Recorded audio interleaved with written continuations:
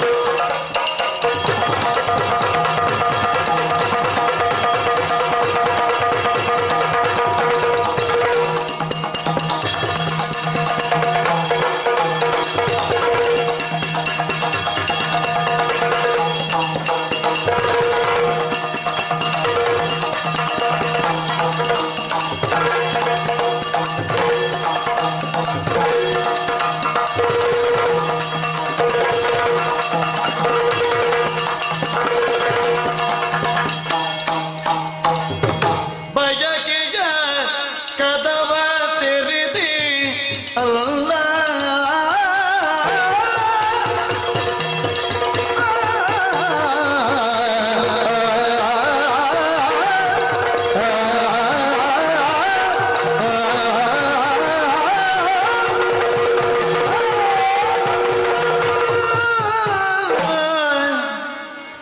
ಹದಗೊಂಡಿದೆ ತನು ಮನರತಿ ಕೇಳಿಗೆ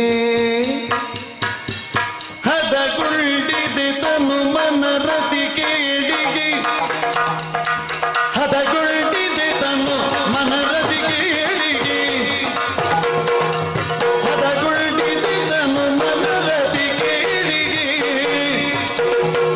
ಸದಾ ಮಲಬಾರನು ಮತಿ ಇದ್ದಳು ಸದಮಲಬ ಸದಮಲಬ ನೆಮ್ಮದನುಮತಿ ಇದ್ದಳು ಅನುಮತಿ ಇದ್ದಳು ಅನುಮತಿ ಇದ್ದಳು ಅನುಮತಿ ಅನುಮತಿ ಇದ್ದಳು ಅನುಮತಿ ಇದ್ದಳು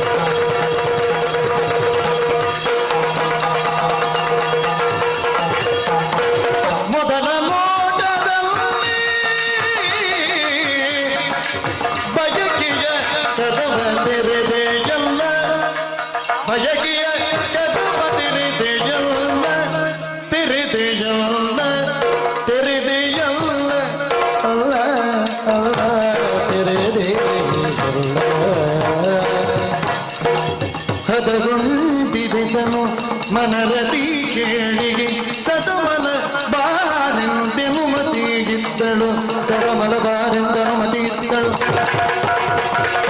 ಹದಗೊಂಡಿದೆ ತನು ಮನರತಿ ಕೇಳಿಗೆ ಸದಮಲ ಬಾರೆಂದೆನು ಮತಿಗಿದ್ದಳು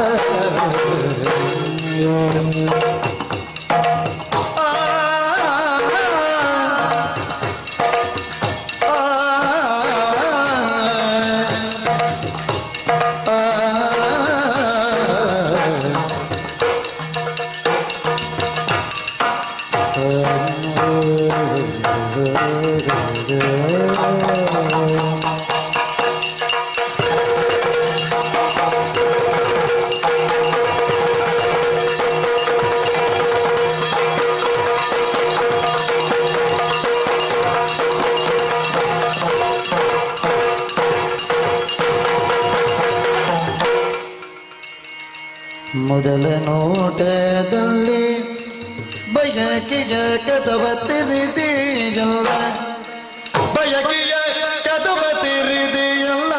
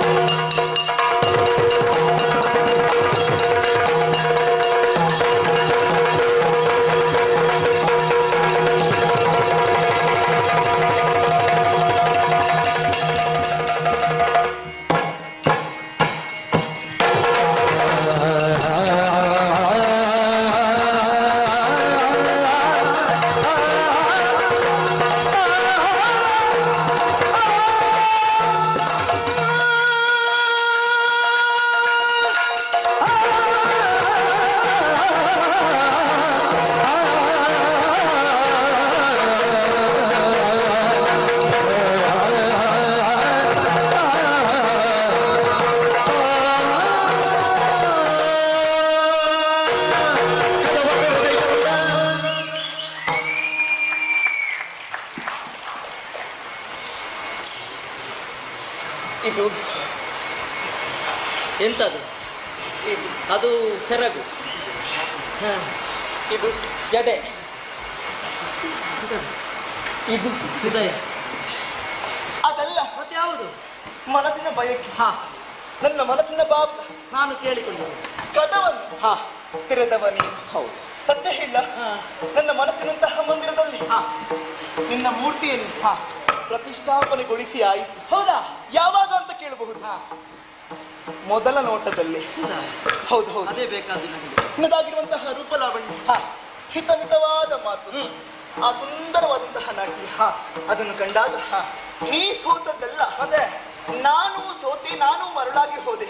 ಹಾಗಿದ್ರೆ ಇರುವದ ಮನಸ್ಸು ಒಂದೇ ಅಂತ ಆಯ್ತು. ನಾ ಮನ್ಮಥ ಹೇಗಿದ್ದ ಅಂತ ನೋಡ್ಲಿಲ್ಲ, ನಾನು ನೋಡ್ಲಿಲ್ಲ. ಆದ್ರೆ ಈ ಲೋಕದ ಮನ್ಮಥ ಯಾರು ಅಂತ ಕೇಳಿದ್ರೆ ಅದು ನೀವೇ. ಹೌದಾ? ರತಿ ಯಾರು ಅಂತ ಕೇಳಿದ್ರೆ ಅದು ನೀವೇ. ಹಾಗಿದ್ರೆ ರತಿ ಮನ್ಮಥದ ಜೋಡಿ ಆದ್ರೆ ಹೇಗೆ? ಬಹಳ ಚಂದ. ಆಗ ಆಗುವುದೇನು? ರತಿ ಕೇಳಿ ಅಲ್ವಾ? ಹೌದು. ನಿನ್ನ ಮನದಾಸೆಯೂ ಅದೇ, ನಾನು ಬೇಕೆನ್ನುವಂತಹ ಹಬ್ಬಹಬ್ಬಿಕೆ. ಹೌದು ತಾನೆ? ಖಂಡಿತ. ಎರಡು ಕೈ ಸೇರಿದ್ರೆ ಮಾತ್ರ ಚಪ್ಪಳೆಯಾಗುವುದು ಅಲ್ವಾ? ನನಗುವಂತಹ ಬಯಕೆ ಎನ್ನುವುದಿದೆ, ಆದ್ರೆ ಹೇಳಿಕೊಳ್ಳುವಲ್ಲಿ ಹೆಣ್ಣು ನಾನು. ಸ್ವಲ್ಪ ಸಂಕೋಚ, ನಾಚಿಕೆ ಎನ್ನುವುದು ತಡೆಗೋಡೆಯ ಹಾಗಿರ್ತದೆ. ನೀನೇ ನೇರವಾಗಿ ಬಿತ್ತರಿಸಿದ ಮೇಲೆ ಹೇಳುವುದಕ್ಕೆ ಏನು ಸಂಕೋಚ ಇರಬಾರದು. ನನಗೆ ಯಾಕೆ ಸಂಕೋಚ ಅಲ್ವಾ? ಹಾಗಾಗಿ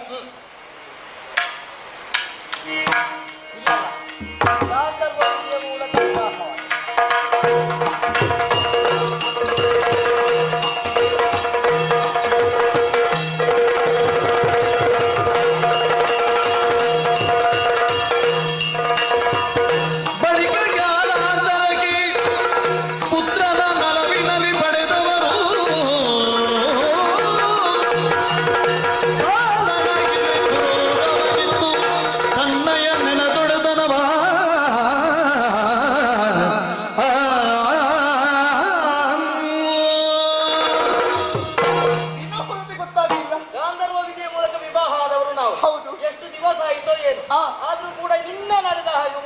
ಹೌದು ಅಲ್ವಾ? ಹೌದು. ಏನೇ ಆಗಲಿ ಹಾ. ನಮ್ಮೀರ್ವರ ಸಮಾಗಮದಿಂದ ಉಂಟಾಗಿರುವಂತಹ ಓರ್ವ ಕುರುಡ, ಅವನಿಗೆ ಕುರೂರವ ಎನ್ನುವಂತಹ ನಾಮಕರಣವನ್ನು ಮಾಡಿದವರಿದೆ. ಖಂಡಿತ. ಭವಿಷ್ಯದಲ್ಲಿ ಹಾ. ಅವನಿಂದಲಾಗಿ ಹಾ. ಚಂದ್ರವಂಶದ ಕೀರ್ತಿ ದಿಗ್ದಿಗಂತದಲ್ಲಿ ಹಾರಬೇಕು. ಪ್ರತಿಷ್ಠಾನವನ್ನು ಆಳುವಂತಹ ಅಧಿಕಾರಿ ಅವನೇ ಆಗಬೇಕು ಅಲ್ವಾ? ಅಧಿಕಾರ ಪಟ್ಟವನ್ನು ಅವನಿಗೆ ಕಟ್ಟಿ ಒಂದು ಕೆಲಸ ಮಾಡು. ಏನು? ಪ್ರತಿಷ್ಠಾನ ನಗರದ ಸಿಂಹಾಸನದಲ್ಲಿ ಹಾ. ಆ ಕುರೂರವನನ್ನು ಕುಳ್ಳಿರಿಸಿ ಹಾ. ಅವನಿಗೆ ರಾಜ್ಯಾಭಿಷೇಕ ಮಾಡೋಣ.